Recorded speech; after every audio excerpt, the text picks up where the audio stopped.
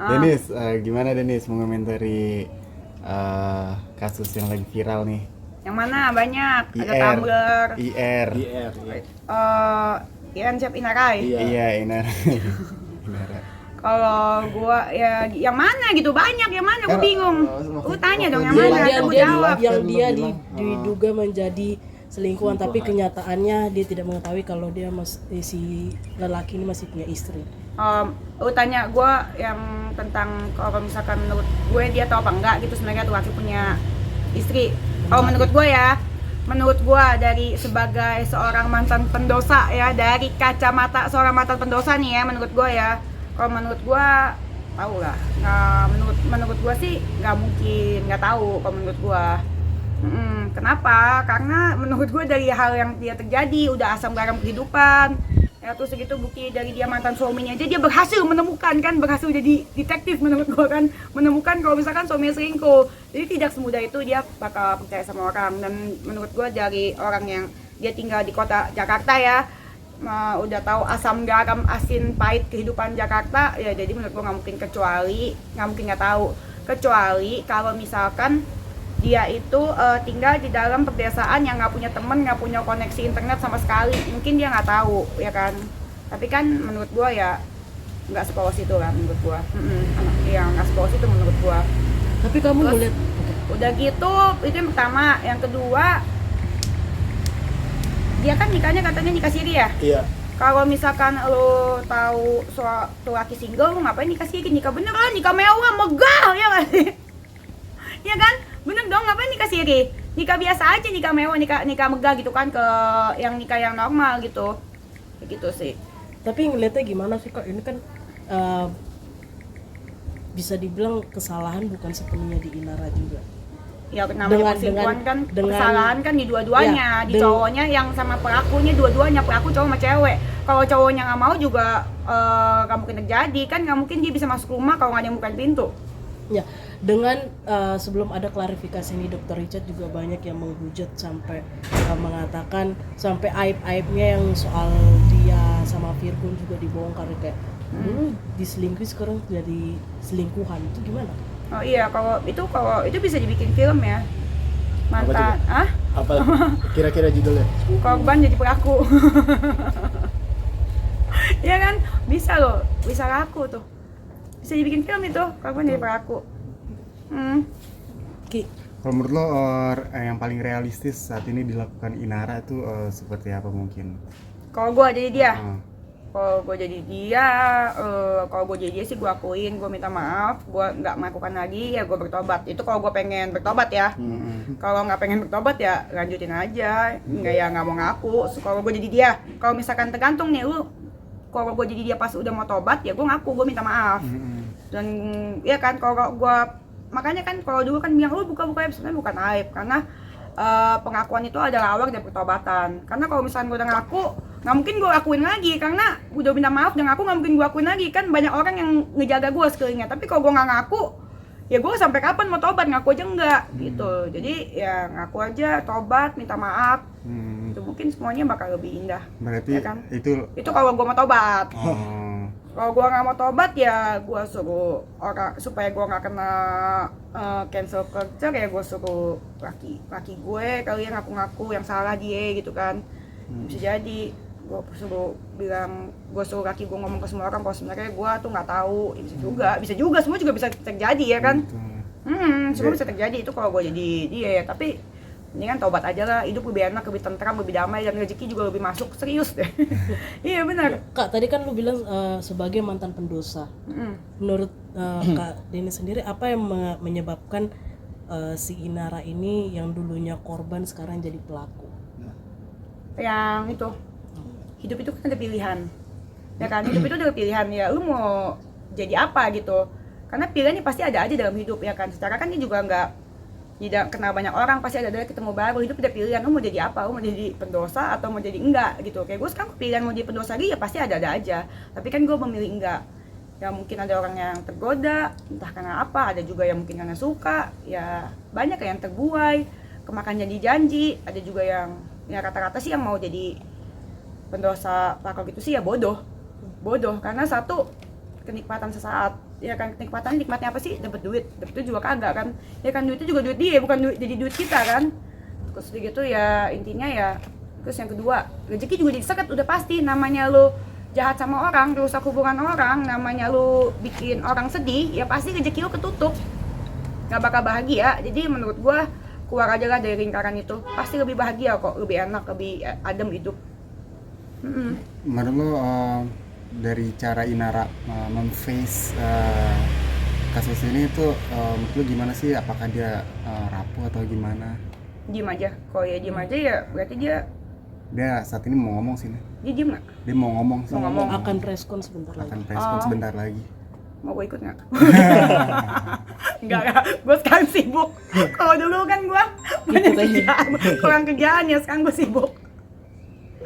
Nggak ya, pokoknya buat siapapun itu, buat istri Sanya ya semangat. Gue doakan yang terbaik buat istri Sa. Gue doakan yang terbaik, semoga sebenarnya semoga buat semuanya itu tetap diberikan ketenangan. Sebenarnya sih ya, gue nggak masalah sih mau lakinya kek, mau si Inaranya kek, mau istri Sahnya pun sebenarnya gue nggak gitu pusing. Yang gue kasihin tuh anaknya. Dan menurut gue itu laki tuh menurut gue sih parah banget sih. Lu bilang kasihan ini kasihan ono, tapi lu nggak bilang lu kasihan bini sama anak lu. Anak lu kan gede bakal nonton itu podcast. Ya kan, suatu saat itu anak akan jadi anak yang dewasa, bakal jadi dewasa dan bakal punya teman banyak, lu bakal masuk SMP, SMA, bakal kuliah, dan itu kan udah dewasa, udah ngerti. Nah, bapak gue kok ketahuan ini gini kok malah belainnya yang lain, nggak belain gue. Nama gue nggak disebut, yang kasihan tuh nama orang lain. Itu sih yang parah sih, menurut gue tuh jahat. Siapa namanya? Si siapanya? Lakinya, pokoknya ya lakinya lu jahat lah. Lu mau apa aja terserah, lu kan semua dewasa ya, tapi ingat di sini kan lu punya anak lu tuh udah gede nonton jejak digital lu nggak mikir gitu, lu harus mikir, yang harus lu pikirin utama tuh anak. Nah, Itu kasihan sama, menurut gue yang kasihan bukan Inara lah, yang kasihan anaknya lah, anaknya paling kasihan. Kalau istrinya juga kasihan, tapi sekali lagi istri kan udah dewasa ya. Ini anak ini kan, kalau anak ini gue tuh paling takut sama tumbuh kembang anak. Tumbuh kembang anak itu menentukan anak itu akan jadi apa lo nantinya, dan bakal gede jadi seperti apa. Kalau terganggu gimana karena ada kasus ini gitu, pasti terganggu lah, nggak mungkin enggak. ngomong-ngomong soal anak, Inara kan juga punya anak nih. Akhirnya anaknya tuh kayak diamankan oleh bapaknya, yakni Virgon. Oh, gue jadi Virgon juga jadi gitu. Tanggapannya gimana? Gue jadi Virgon juga gue akan ngelakuin hal yang sama lah. Gue takut anak gue ngeliat kalau misalkan gue jadi dia. Iya, gue takut anak gue ngeliat yang hal yang seharusnya nggak dilihat. Itu CCTV bener nggak sih? Ya lagian emang nggak ada tempat lain, apa gue bingung deh. Iya, harusnya juga tidak melakukan apapun ya di rumah ya, apalagi kalau misalkan masih ada anak ya. Apalagi tuh rumahnya masih atas nama Virgon gitu. Oh, rumahnya tuh rumah Virgon. Atas nama Virgon. Iya, kalau gue mau atas nama siapapun itu tidak seharusnya melakukan sesuatu apapun itu di rumah itu, karena rumah itu satu ada anak. Takutnya anaknya kan ngeliat. Kalau anaknya ngeliat ya takutnya kan anak kecil kan ya nggak boleh lah, mau ngeliat dia ngapain kek, mau ngeliat emaknya deket sama cowok yang belum pasti ya kan, karena kan menurut gua anaknya itu kan sudah mengalami stres ya, karena orang tuanya berpisah, sekarang dia cuma sendiri, udah nggak tinggal bareng lagi, terus dia melihat sesuatu yang baru yang nggak, menurut gua jangan, menurut gua nggak bagus. Kalau gua jadi Virgon juga pasti gua bawa sih, tapi semoga Virgon nggak bawa cewek ke rumahnya ya, semoga. Iya, jangan sampai, karena kasihan anaknya dia beneran deh. Dari semua hal itu, kalau yang saya pelajarin ya sebagai mantan pendosa, dari semua hal yang sampai sekarang gue punya anak ya, dari semua hal yang kita lakuin sebagai orang dewasa, kalau kita punya anak, kita ngapain aja percaya deh yang jadi korban bukan kita, anak. Makanya kita kalau mau ngapain tuh mikir dua kali deh, anakku nanti gimana. Karena tumbuh kembang anak itu menentukan anakku jadi apa, bukan jadi apa, jadi gimana nanti. Sifat dia, karakter dia itu dari tumbuh kembangnya sekarang. Jadi kalau bisa jangan lakuin sesuatu hal yang merugikan anak, apalagi public figure ya, yang bakal diketahuin orang. Dan nanti zaman bully itu kan banyak banget, kencang sekarang. Zaman apa? Bully, gue cadel, masih cadel. Oke. Iya, takutnya dibully, ya kan, diomongin. Sebagai perempuan yang selalu menggaungkan keberanian lo gitu, melihat Inara ini, cara Inara ini munafik atau gimana gitu gak sih? Caranya apa? Munafik gitu atau gimana? Ngeliatnya gitu gak atau? Oh, kalau gue jadi, ya beda lah, gue sama dia jauh lah. Kalau gue sama dia mah, gue kalau salah gue mengakui dan gue minta maaf dan gue nggak bakal ngulangin lagi. Kalau gua dan kalau misalkan gua pas lagi udah mau tobat ya pasti gua gitu. Kalau misalkan mau masih mau ngulangin lagi ya pasti gua berkelit-kelit lah. Dan bahkan ada komen di Instagramnya Virgon, dia bilang saya memang bajingan tapi tidak berkedok agama. Respon netizen banyak yang mengatakan itu untuk Inara dan si laki-laki ini. Bagaimana menurut lu, Kak? Karena agama memang penting, tapi lebih penting juga perbuatan, ya kan. Nah kalau misalkan lu berdoa tiap pagi siang malam tapi perbuatan lu kayak setan ya buat siapapun ya cuma juga kali ya. Tuhan kan juga maha lihat, bukan maha lihat dan maha mendengar. Jadi kalau misalkan lu doa pagi siang malam tapi perbuatan lu kan juga, makanya ada kata-kata amal dan perbuatan, ya kan. Jadi kalau berdoa terus-terusan tapi kalau lu jahat ya tetap aja jahat, lu menyakiti orang tetap aja azab gitu, karena berlaku Tuhan gak akan tidur. Gua pun sebagai mantan pendosa, gua pun mendapat banyak karma dari hidup gua yang menjadi pendosa ya. Gua jalanin dengan tulus, ikhlas, gua minta maaf terus tiap hari. Ya puji Tuhan sekarang semuanya lebih baik. Makanya ada dosa, ada keributan, usahakan untuk menjauh deh. Dan buat istri yang tersakiti sabar dan semoga keluarganya diberikan ketabahan dan ketenangan. Ya, karena kasihan lihat anaknya sih.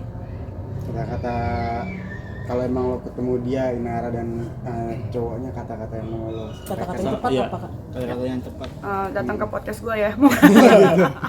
Boleh untuk dibilang. podcast perdana gitu ya. Buat podcast perdana, siapa tahu mau. Iya, kata-kata yang tepat sih nggak ada sih, karena secara itu emang nggak kenal secara langsung sih, nggak kenal dan mungkin saya tahu aja kenal sih enggak. Ya kata-kata yang paling tepat, ya kata-kata paling pengen datang yuk ke podcast gua. Mau buka podcast lagi, cuma masih belum nemu nih bintang tamunya. Gitu. Oke. Ya tapi kalau buat ya sekali lagi kalau karena itu mereka semua dewasa gue nggak peduli lah, tapi buat insan cowoknya ingat lu punya anak lu tuh masih kecil dan anak lu tuh masih tumbuh kembang. Apa yang lu katakan, apa yang lu lakukan di depan publik itu bakal menentukan bagaimana teman-temannya itu bakal berkata-kata atau memperlakukan si anaknya itu. Walaupun secuek-cueknya pasti ada aja terima, namanya tuh udah ngomongin di publik. Ingat, lu boleh boleh lupa yang lain tapi lu harus ingat anak itu ya guys, ada yang namanya mantan istri tapi nggak ada yang namanya mantan anak. Jadi apa yang lu perbuat itu bakal dilihat sama anak lu dan teman-teman anak lu. Kak, tapi menuntut Inara untuk minta maaf ke publik nggak sih terkait huru hara ini? Itu mah urusan dia lah, terserah dia lah, dia mau tobat apa kagak, kayak kenal juga kagak. Ya terserah dia, kalau misalkan dia mau jadi lebih baik, kalau dia pengen tobat ya minta maaf, ngakuin dan ya jangan diperbuat lagi, karena seperti yang gue bilang pengakuan adalah awal dari pertobatan. Karena kalau lu ngaku aja enggak, gimana mau tobat? Oke, ini kan Ya. Apakah maksudnya dari wawancara kita hari ini, apakah maksudnya itu berdasarkan pengalaman pribadi atau seperti apa? Ya berdasarkan dari kacamata mantan pendosa ya. Seperti itu sih. Ya sebenarnya gue gak mau komentar terlalu banyak sih. Yang paling penting yang gue mau tegesin sih, kasihan anaknya itu sih. Yang tadi gue bilang tentang ke laki itu, ingat tuh punya anak. Anakku bakal dengar, bakal dewasa suatu saat nanti, dan bakal lihat dan bakal dengar apa yang ngucap. Dan itu sakit tuh. Kok mikirin orang lain, kok nggak mikir gue nangis, lu mikir gue liat emak lu, tuh sedih. Jadi sebaiknya sebelum lu apa yang ngucap, lu mau belain siapa terserah lu, tapi lu setidaknya mikir 2 kali. Lu punya anak yang masih kecil yang bakal jadi korban gitu kalau kayak gini. Terus kayak gitu gue nggak mau komentar banyak karena gue udah jadi duta damai 2025. Gue udah damai rumah Rasman loh. Oh iya.